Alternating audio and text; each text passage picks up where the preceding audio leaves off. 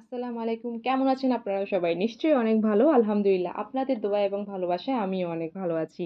তো ঘুম থেকে উঠে ১ম এ চলে গিয়েছিলাম ছাদে। ছাদে গিয়ে দেখেছিলাম যে ওয়েদারটা খুবই সুন্দর। তো ছাদ যেহেতু আমাদের বাসার একেবারে পাশেই। তো সবসময়ই তো ছাদে যাওয়ার সুযোগ থাকে। তবে তারপরেও যাওয়া হয় না। তবে যখনই যাই তখন আমি একটু ফুল, গাছপালা এগুলো একটু দেখি। আমার ভালো লাগে ছুঁয়ে দেখা। তো এটা হচ্ছে আমাদের পাশের বাসার ছাদ। এই ছাদটাও আমার খুবই ভালো লাগে। এখানে আ অনেক ধরনের ফল গাছ আছে, সবজি চাষ করা হয়।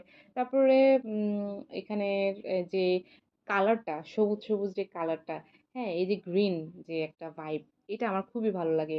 তো ঘুম থেকে উঠার পরে অনেক দেরিতে উঠার কারণে আসলে আ গরম, গরম নাস্তা না থাকলেও আম্মু আমার নাস্তাটা কিন্তু বক্স করে হট বক্সে রেখে দেয়। তো এখানে আম্মু দেখলাম যে আজকে নুডলস করেছে। আর নুডলসটা কিন্তু আম্মুর হাতের নুডলসটা কিন্তু খুবই মজা হয়, খুবই মজা হয়, খুবই মজা হয়। কারণ এই নুডলসটা আম্মু অনেক স্পাইসি করে তারপরে ক্যাপসিকাম দিয়ে, অনেক ডিম দিয়ে, হ্যাঁ, অনেক মজা করে রান্না করে আম্মু। আম্মুর হাতের এই নুডলসটা কিন্তু অসাধারণ হয়। আর আমার মতে নুডলস আমাদের কম বেশি সবারই পছন্দ। শুধু যে আ আ আমার বা আমার আমি মনে করি বাচ্চা, বুড়ো থেকে শুরু করে সবারই নুডলসটা পছন্দ। আর নুডলসটা পছন্দ হওয়ার কারণেই কিন্তু সবাই নুডলসটা বেশিরভাগ বাসায় কিন্তু নুডলসটা নাস্তা হিসেবে বানানো হয় এবং এটা ইজি প্রসেস এ করা যায়। সেজন্য এটা সবার কাছে আরো বেশি জনপ্রিয়। তো নুডলসটা একটু ঠান্ডা হয়ে গিয়েছে। ঠান্ডা হয়ে যাওয়ার পর আমি এটা ওভেনে গরম করে নিয়েছিলাম। তো নুডলসের ভিতরে যে আম্মু ক্যাপসিকাম গুলো দিয়েছে, ওই ক্যাপসিকাম গুলো আমি চামচ দিয়ে এভাবে আ খুঁজে, খুঁজে নিয়ে ক্যাপসিকাম গুলো নিচ্ছিলাম। কারণ আমার ক্যাপসিকাম খুবই ভালো লাগে। কারণ ক্যাপসিকামের যে একটা ঝাঁঝালো ফ্লেভার থাকে, ক্যাপসিকাম কিন্তু অতটা ঝাল হয় না। কিন্তু এটার একটা ফ্লেভার আছে, স্পাইসি টাইপের একটা ফ্লেভার পাওয়া যায় ক্যাপসিকামে, যেটা আমার খেতে খুবই ভালো লাগে। তো নুডলস গুলা দেখুন দেখতে কতটা ইয়াম্মি লাগছে, তাই না? এটা খেতে কিন্তু আরো বেশি ইয়াম্মি লেগেছিল। ট্রাস্ট মি, এটা অনেক মজা হয়েছিল। তো আগের দিনের বেঁচে যাওয়া এক টুকরো চিকেন ছিল। তো আমি ফ্রিজ থেকে বের করে চিকেনটাকে ওভেনে গরম করে নিয়েছি। কারণ আসলে চিকেন দিয়ে যদি আপনি নুডলসটা খান তাহলে কিন্তু নুডলসটার স্বাদ আরো বহুগুণে বেড়ে যাবে। তো এভাবেই গরম করে খাচ্ছিলাম। আসলে সকালবেলা ঘুম থেকে উঠে আম্মু নাস্তা রেডি রাখে আর সেটা আমি খেয়ে নিই। আসলে নিজে নাস্তা বানাতে হচ্ছে না। এটা আসলে অতটাও কিন্তু মানে হয়তো আমার খাই ভালো লাগে, কিন্তু আবার আফসোসও লাগে যে আমি আম্মুকে কাজে হেল্প করতে পারি না। কাজে হেল্প করতে গেলে আসলে অনেক সময় দেখা যায় আমার ছেলে রাতে একটু দেরিতে ঘুমায়। যার কারণে আমিও দেরিতে ঘুমাই। আর আম্মু অনেক পরিশ্রম করে। আম্মুর নিজেরও একটু ঘুম কম হয়। সকালবেলা আব্বুর জন্য রান্না করতে হয়। আসলে ওভাবে উঠা হয় না। তো এই যে এখানে আম্মু অনেকগুলো কাপড় ধুয়েছিল। কাপড় ধোয়ার পর আম্মু আমাকে বলেছিল, যাও এগুলো একটু ছাদে দিয়ে আসো। আসলে আমাদের ৩-৩ টে বারান্দা আছে। ৩-৩ টে বারান্দা থাকা সত্ত্বেও আম্মু ছাদে দিয়ে আসতে বলছে এই কারণে, কারণ বারান্দায় রোদ তেমন একটা আসে না। যার কারণে আ ছাদে দিয়ে আসা। কারণ কাপড়-চোপড় যদি আপনি কড়া রোদে শুকাতে পারেন তাহলে সেটা আপনার জন্য বেশি ভালো। আর যদি সেটা দৈনন্দিন ব্যবহারের বিছানার চাদর, নিজেদের পরার জামা কাপড় হয় তাহলে তো আরো বেশি ইম্পোর্টেন্ট। কারণ এগুলো তো আপনি ইউজ করছেন। সো আপনি যদি স্যাঁতসেঁতে বা ছায়ায় শুকান তাহলে এটার ভিতরে যে জীবাণু বা যদি কোনো ব্যাকটেরিয়া থাকে সেটা কিন্তু আম থেকেই যাবে। আর রোদে দিলে যে ব্যাকটেরিয়া গুলো থাকে সেটা ধ্বংস হয়ে যায়। যার কারণে এটা ডক্টররাও বলে যে কাপড়টা সবসময় কড়া রোদে শুকানো ভালো। তো এখানে ছাদে যখন এসেছিলাম আমি ১ম এ এই গাছটা দেখে ভেবেছিলাম যে এটা হয়তো একটা তেঁতুল গাছ। আ আমার মতো অনেকেই আপনারা দেখে হয়তো ভাবছেন যে এটা তেঁতুল গাছ। আসলে কিন্তু না। এটা যখন আমি আরেকটু ভালো করে দেখলাম, দেখলাম যে না, এটা আসলে তেঁতুল গাছ না। কারণ তেঁতুল গাছে তো আর আমলকি ধরবে না, তাই না? তো এখানে দেখলাম যে ২-৩ টা আমলকি ধরেছিল। দেখে তো আমি খুব অবাক হয়েছি যে একটা টবে লাগানো ছিল গাছ। তারপর ওখান থেকে আবার আমলকি হচ্ছে, খুব মানে ভালো লেগেছে দেখে।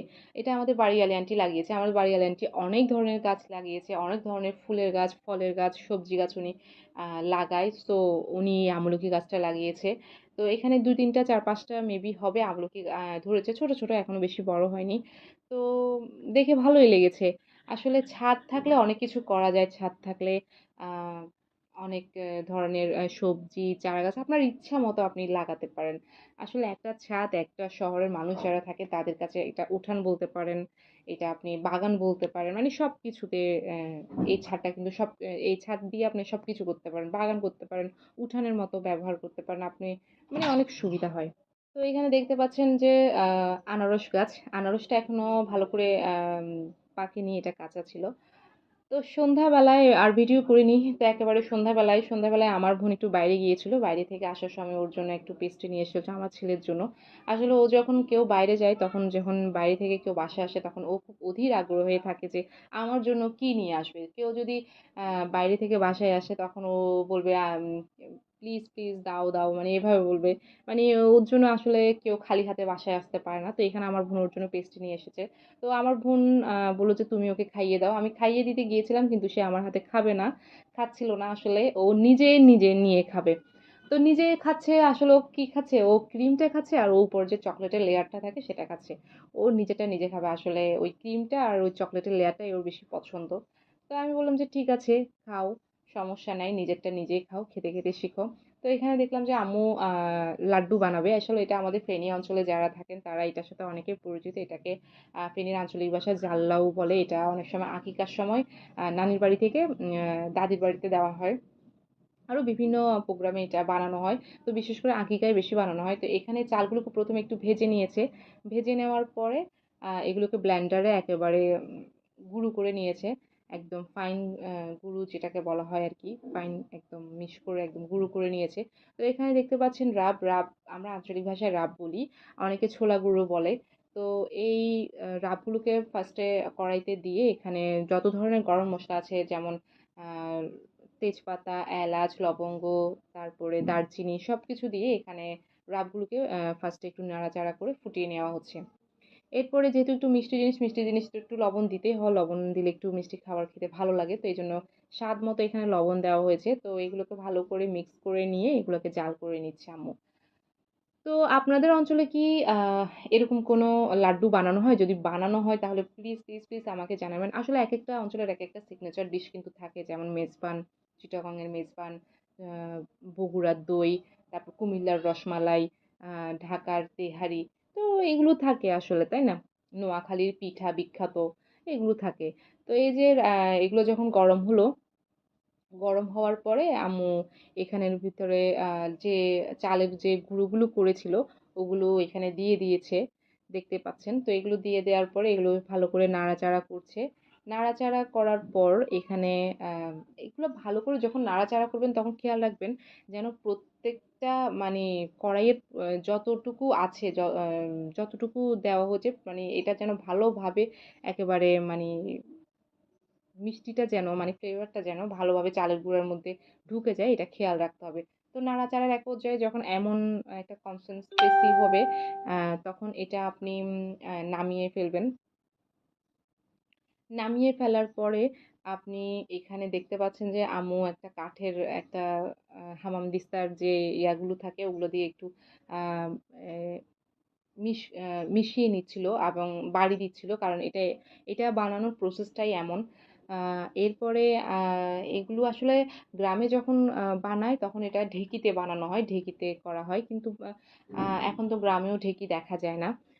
শহরে তো আর বললামই না। তো এইভাবে করে যখন বানানো হচ্ছিল, বানানোর এক পর্যায়ে এটাকে এটাকে কিন্তু গরম গরম থাকতেই কিন্তু হাত দিয়ে বানাতে হয়। এটার টেস্ট আপনারা যারা খেয়েছেন, হুম, তারা বলতে পারবেন এটা যে কি পরিমাণ মজার একটা লাড্ডু। এটা আসলে শুধু যারা বানায় তারাই বলতে পারে। আসলে এই লাড্ডুগুলা না, এটা একটা আমাদের নানি দাদিদের সময় থেকেই দেখে আসছি। এই লাড্ডুগুলা খুবই একদম ফেমাস এবং আমাদের অঞ্চলে খুবই ফেমাস, আর আমাদের অঞ্চলে খুবই জনপ্রিয় এই লাড্ডুটা। এটা সবাই পছন্দ করে। তো এভাবে করে আম্মু ফার্স্টে একটু মিশিয়ে নিয়েছিল। এরপরে লাড্ডুগুলো গরম গরম থাকা অবস্থায় হাত দিয়ে গোল শেপ করে এগুলোকে বানানো হয়েছিল। তো ভিডিওর মাঝখানে আমি আপনাদেরকে একটা কথা বলি, আমার ভিডিও যদি আপনাদের ভালো লেগে থাকে তাহলে please please please like, comment এবং সাবস্ক্রাইব করবেন। আমার ইউটিউব ফ্যামিলিটা অনেক ছোট, আপনারা বড় করে দিবেন। আমার যদি কোনো ভুল ত্রুটি হয়ে থাকে সেটা অবশ্যই কমেন্ট করে জানাবেন। তো যাই হোক, এখানে গোল গোল করে বানানো হচ্ছে লাড্ডু। আসলে লাড্ডুটা গোল গোল করে বানালে আমি মনে করি লাড্ডুটাকে লাড্ডু মনে হয়। অনেকে আবার ছাঁচে বানায়, অনেকে অনেকভাবে লাড্ডুটাকে বানানোর ট্রাই করে। আমার বোনও দুই একটা ছাঁচে বানিয়েছিল, তারপর আমি বললাম যে না, প্রয়োজন নেই, তোমরা লাড্ডুটাকে গোল করেই বানাও। এটা দেখতে গোল, গোল লাড্ডু দেখতেই সুন্দর লাগছিল এবং এটা লাড্ডুটা গোল, গোল করে খেতেই আমার কাছে ভালো লাগে। ছাঁচ না বানানো। তারপরেও এখানে হার্ট শেপের ছাঁচ দিয়েও একটা বানিয়েছে। তারপরে কিছু ফুলের ছাঁচ ছিল ওগুলা দিয়েও ২-১ টা বানিয়েছে। ওগুলোও দেখতে সুন্দর লাগছিল। যদি অনেকে আছে না ডালা সাজায়, তো ডালার মধ্যে যদি আপনি দিতে চান তাহলে ছাঁচে দিতে চান। বাট আমরা যেহেতু বাসায় খাবো তো ওইজন্য আর আমরা বানাই নাই। তো এভাবেই এটা আপনারা বাসায় খেয়ে দেখবেন তো